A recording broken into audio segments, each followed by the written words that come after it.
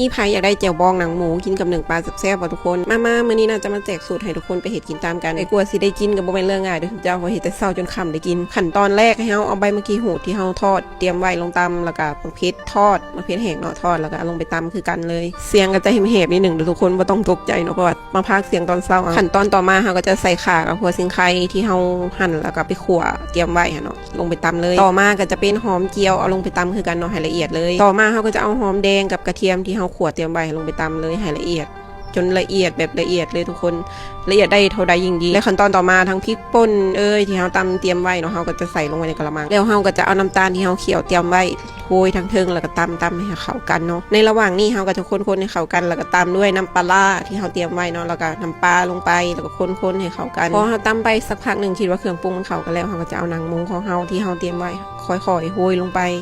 ตำไปสักพักหนึ่งแล้วก็โรยตำไปสักพักหนึ่งแล้วก็โรยตามที่ว่านั่นเนาะเพราะว่าน่าจะมาใส่ลงไปพร้อมกันเพราะว่าย่านเครื่องปรุงย่ามันแบบจับกันเป็นก้อนนะทุกคนก็เลยแบบว่าตำไปน้ำแล้วก็โรยไปน้ำเพราะว่าหน้าบ่อยากให้มันแบบว่า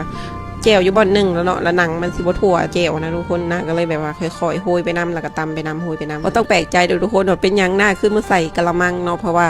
ตอนแรกหาตำในโคกแล้วโคกมันน้อยโพดก็เลยแบบว่าต้องได้มาใส่ในกะละมังเนาะเพราะว่าเห็ดหลายเกินนะพอเห็ดหลายเนาะมันตำยากในโขกก็เลยแบบต้องมาเปลี่ยนมาใส่ในนี่ในกะละมังเนาะเพราะว่า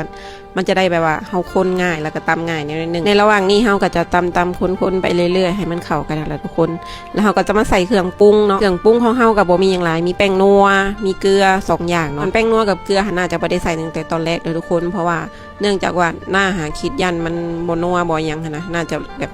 ปล่อยตำให้มันเข้ากันแล้วก็ค่อยมาปรุงทีหลังเครื่องปรุงมันก็จะได้เข้าน้ำเข้าเนื้อแล้วก็นัวสำหรับใครที่อยากเอาไปเฮ็ดกินตามก็สามารถเอาไปเฮ็ดกินตามได้เลยทุกคนแจ่วบองตัวนี้เนาะแจ่วบองหนังหมูของเฮาสามารถเก็บไว้ในตู้เย็นได้เป็นเดือนๆเลยทุกคนมีแจ่วติดตู้ไว้ก็ดีเนาะมื้อใดที่เฮาเลิกงานมาเมื่อยๆบ่ฮู้สิกินหยังก็หยิบไข่ไก่ขึ้นมาต้ม1ฟอง2ฟองเนาะแล้วก็มีผักสดแตงกวากินกับแจ่วบองหนังหมูกับข้าวเหนียวฮ้อนๆนี่ก็แซ่บแล้วทุกคนบ่ต้องอีหยังมากมายเนาะเป็นอีกคนหนึ่งที่มักเฮ็ดแจ่วเฮ็ดหยังไว้มีติดตู้เย็นไว้ตลอดทุกคนเพราะว่าเป็นคนมักจำแจ่วนะเวลาเขากิน